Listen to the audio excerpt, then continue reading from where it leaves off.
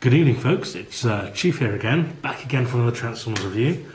And today, I've decided to review this guy, which is Transformers Takara Collection 15, Ricochet, otherwise known in Japan as Stepper. One thing I must mention, which is about the Takara Collection, if you ever do get, your hands on one of these. I mean, I've got some of the, changed the camera angle there slightly. Some of the commemorative collection as well as the Takara collection, and I do recommend the Takara collection if you can get any hold of these far more, because if I open this up itself there, you've got the little bio sheets there, explain about the headmaster. I mean, it's all in Japanese, but still. Just some of the artwork contained in these are fantastic, really. And just an image there of Menasor, which I think looks fantastic. And he's designed to be taken out and put into a binder if you wanted to. And also you can actually display them in the box if you wanted to, which I usually do for this character, well, for any of the Takara ones I've got. But yeah, that's the box there. On with the figure, which is basically a remold of Jazz, Generation 1 Jazz. This guy was released towards the end of the Japanese targetmasters line.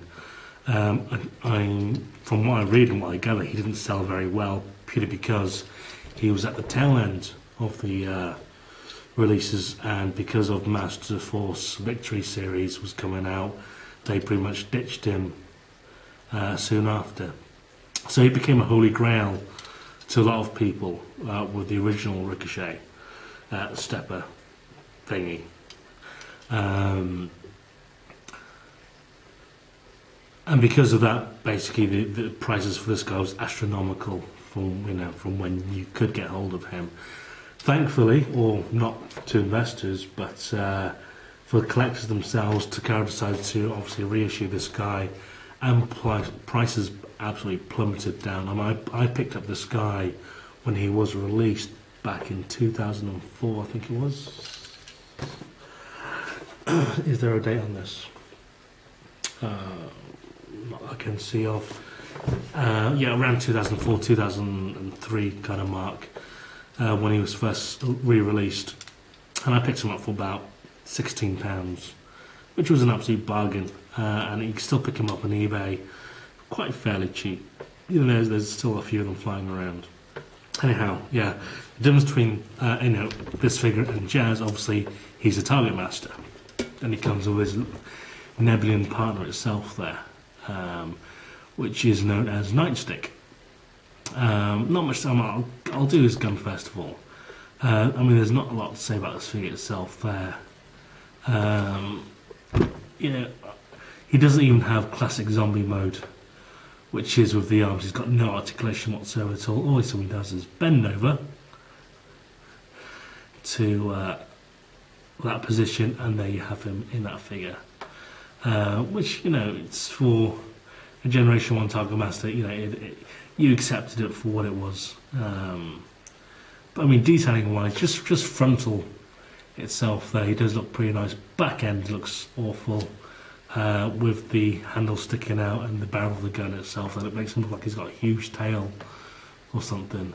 But otherwise, from the front wise, he does look pretty good. So there, in that mode itself there. Also, one slight thing as well, whoops, throwing him away there. On the handle itself there, originally Stepper was designed not to be held in the hand. It was only designed to be held on as a shoulder cannon, so he couldn't actually hold him. But this has now been refitted, so it can be held by the hand by that little sticky handheld thing there. Technical terms. Anyhow, on with the figure. The transformation exactly same as Jazz. It is a nice looking figure though. For the year itself, 1984. I'm talking about the Jazz mold here, even the Diaclones. They were pretty. They were pretty good. Considering the fact that it was a transformer, it was a robot, it was a car. You know, these were pretty one of the sleekest looking ones. You know, everyone wanted Jazz because it was a Porsche, and, you know, boys in cars and what have you. But colour schemes, all black and a lot of gold. Obviously with the stickers there, you've got the gold flames and the gold rims itself there. But otherwise, a nice looking vehicle mode. Sport by the fact that you put a big fucking huge cannon on the back of his spoiler. I don't really like this mode itself there. Obviously they had to put it somewhere, but yeah, that just doesn't go at all. But anyway, on the transformation itself there, exact same as Generation 1 Jazz. Flip open the doors, flip out his arms.